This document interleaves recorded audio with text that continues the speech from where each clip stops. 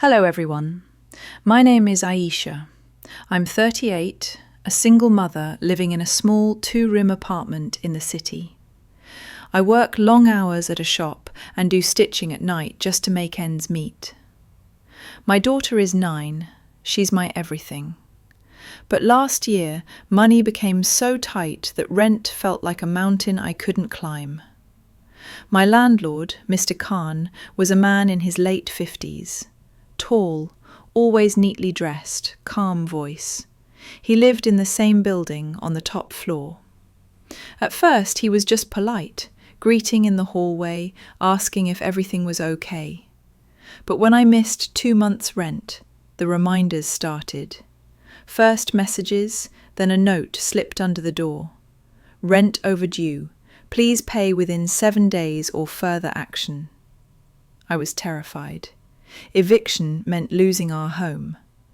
I called him, voice shaking. "Sir, I'm trying. Give me a little more time." My daughter. He listened quietly, then said, "Come to my flat tomorrow evening. We'll talk." I went. My daughter was at her aunt's for the night. I stood at his door, heart pounding. He invited me in. The flat was neat, simple. Books, a sofa, tea on the table. He asked me to sit. "Aisha," he said softly, "I don't want to throw you out. You're a good tenant, but I can't keep waiting forever." I explained everything, the shop salary cut, medical bills, how hard I was trying. Tears came. He looked at me, not angry, something softer. He handed me a tissue. "You're not alone in struggling," he said. "I've seen it in your eyes for months. You're strong and beautiful." The word beautiful hung in the air. I looked down. He continued, "Maybe we can find another way. Not money, something else, if you're willing." My stomach twisted. I knew what he meant, even though he didn't say it directly. Company, attention, closeness, in return for rent. I should have left, but the thought of my daughter on the street was louder. I whispered, "What do you want?" "Just time," he said. "Your company. Talk to me. Sit with me. Let me feel less alone. That's all." It started small. He paid that month's rent the next day. In return, I went to his flat twice a week, after my daughter slept or when she was at school. We talked. He told me about his late wife, his regrets, how empty the flat felt. I shared about my dreams I gave up, my fears for my daughter. He listened like no one else ever had. Sometimes we sat close on the sofa. His arm rested behind me. I didn't move away. The warmth felt strange, comforting, wrong, but comforting. One evening he held my hand, just held it, no more. I felt tears again, not from sadness, but from being seen. For the first time in years, someone looked at me like I mattered. That was the beginning, a desperate choice that opened a door I never planned to walk through. This story is getting heavier for me to tell, but sharing it feels like letting go of a weight I've carried alone for too long. After that first evening when Mr. Khan held my hand, just held it, nothing more, something shifted inside me. The fear of eviction didn't disappear, but it mixed with something else, a quiet comfort I hadn't felt in years. The agreement stayed unspoken. He paid the rent on the 1st of every month. No reminders, no threats. In return, I went to his flat 2 or 3 evenings a week when my daughter was asleep or at her tuition class. At first it was simple. We'd sit in his living room, the one with the old wooden sofa and a small TV that played old Urdu dramas. He'd make tea, sometimes bring sweets from the market. We'd talk. He told me about his life before, how he lost his wife to illness 10 years ago, how the building became his only family. how lonely the nights were. I listened, really listened, and slowly I started sharing too, about my marriage that ended badly, about raising my daughter alone, about the dreams I had when I was younger, wanting to open a small boutique, design clothes, feel creative again. He never judged, never interrupted, just nodded, eyes soft, like every word mattered. Over time, the distance between us on the sofa grew smaller. One evening, his arm rested behind me.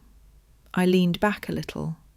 Our shoulders touched. I felt warmth spread through me, not just from the tea, but from being close to someone who wasn't asking for anything except my presence. His hand found mine again, fingers intertwined. No words, just quiet breathing. I closed my eyes and let it happen. Guilt came in waves, but so did something softer, feeling safe, seen, wanted, even if just for company. Some nights we watched TV together. He'd put on a romantic old film, the kind with songs about longing. During a slow song, he'd pull me closer, my head on his shoulder, his hand stroking my arm gently, up and down, like calming a child.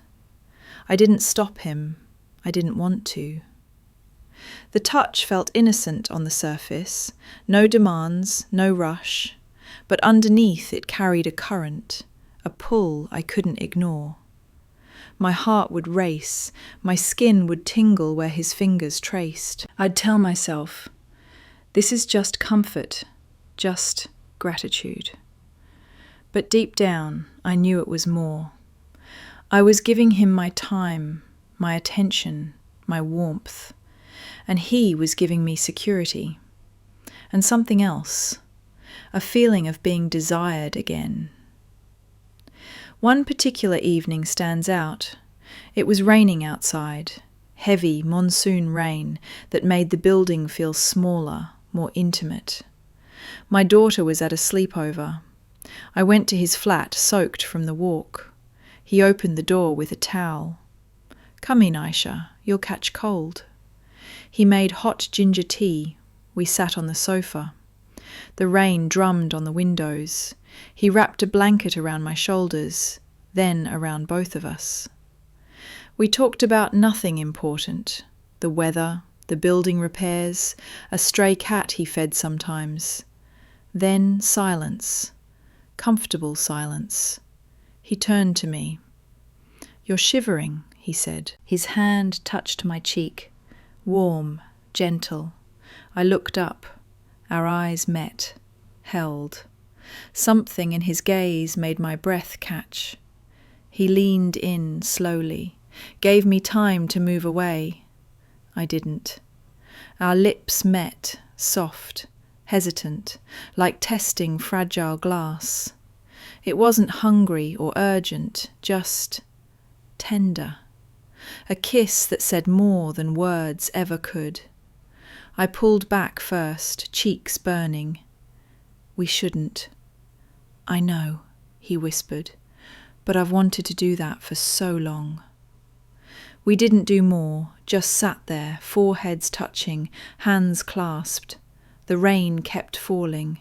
I felt tears on my face, not sad tears, complicated ones. Gratitude, shame, desire, fear, all mixed together. After that night, the kisses became part of our evenings, always gentle, always stopped before anything more. A hug that lasted longer, a hand on my waist, my head on his chest, listening to his heartbeat. I started looking forward to the knock on my door, or rather, my knock on his. I'd wear a nicer dupatta, brush my hair, tell myself it was nothing, but my heart knew. Guilt followed me everywhere. Every time I tucked my daughter in, I'd think, what am I teaching her by doing this? Every time a neighbour asked how I was managing rent, I'd smile and say, Alhamdulillah, feeling like a liar. I started avoiding mirrors, afraid of what I'd see in my own eyes. But the pull was strong. In those quiet moments with him, I felt alive again, not just surviving, living, being held, being wanted, being more than a struggling mother. I knew it couldn't last forever. Secrets like this have a way of cracking open. I left open for too long. By now, the evenings with Mr. Khan had become part of my life. Rent was paid, no worries about eviction. In return, I gave him my time, my presence, my warmth. It started as a desperate arrangement, but it turned into something deeper, something I both craved and feared. The kisses became more frequent, always gentle, always slow. He'd pull me close on the sofa, arms around me, lips brushing mine like a question. I'd answer by leaning in. No more than that, just closeness, just holding each other. His hand on my back, mine on his chest, foreheads touching, breathing in sync. In those moments, the world outside disappeared. No bills, no jobs, no judgment. Just two lonely people finding comfort in each other. But guilt never left me. It waited until he walked out the door, then it rushed in like cold air. I'd sit alone in my flat, looking at my daughter's sleeping face, and feel like the worst mother in the world. What am I teaching her? I'd whisper to myself. That love can be traded? That safety has a price?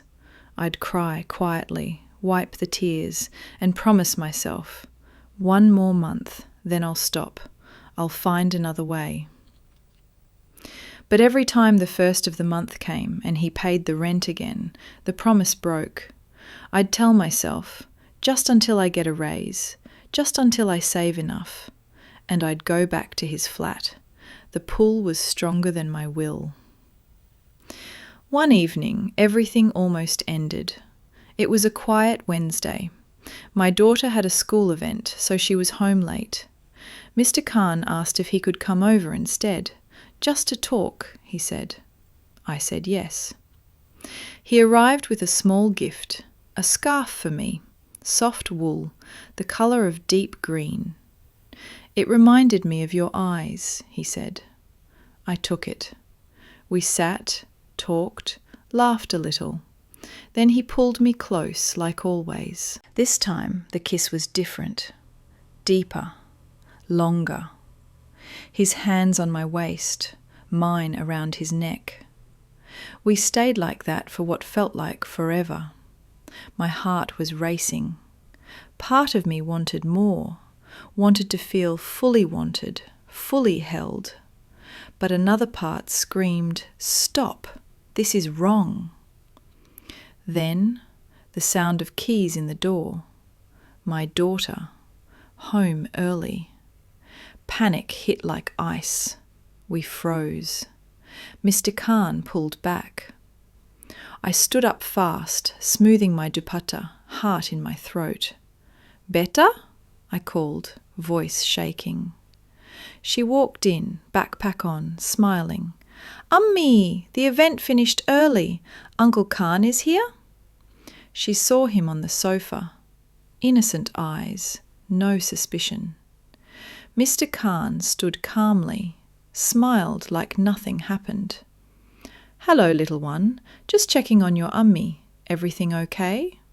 She nodded. "Yes, uncle. Ummi, I'm hungry." I forced a smile. "Go change. I'll make something." She went to her room.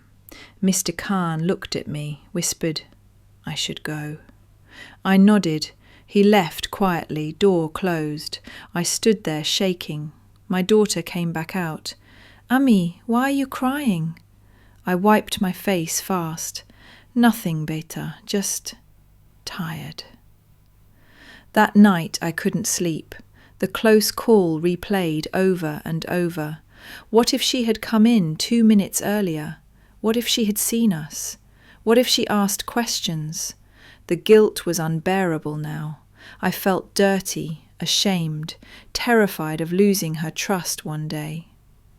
The next morning I made the decision. I went to Mr. Khan's flat, knocked. He opened, looked surprised. Aisha, we have to stop, I said, voice steady even though I was breaking inside. This isn't right, for me, for my daughter, for you. He was quiet for a long time, then nodded. I knew this day would come. I never wanted to hurt you. Rent? I asked, scared. I'll give you 3 more months, paid in advance. Use it to find a better place or job. After that, you're free. No anger, no demands, just understanding. I cried then, real tears. Thank you, I whispered, for everything. He hugged me once, last time, tight, then let go. I left. Those 3 months I worked harder, saved every rupee, found a better job at a boutique, designing again, small but real. Moved to a new, cheaper flat, rent paid by me. No more secrets. Mr. Khan never bothered me again. Sometimes I'd see him in the building, polite nod, nothing more. He sold the property eventually, moved away. I never knew where. Looking back, it was wrong. I know that now. I traded part of myself for security. But I also learned something. Loneliness can make us do things we never thought we'd do. And kindness, even complicated kindness, can leave marks on the heart. I don't hate him. I don't hate myself. I just learned. My daughter is growing strong. I'm building a life on my own terms, and sometimes, late at night, I remember the warmth of being held, and I smile a little, bittersweet. This story ends here, quietly, no big drama, just life moving forward. Thank you for listening, for giving space to these complicated feelings. If any of this touched you, if you've ever made a hard choice, felt torn, or found comfort in unexpected places, know you're not alone. Drop a final heart if the journey meant something to you. Subscribe if you'd like more gentle, real-feeling stories, maybe lighter ones next. Take care of your heart. It carries more than you think. Sweet, peaceful dreams, and thank you.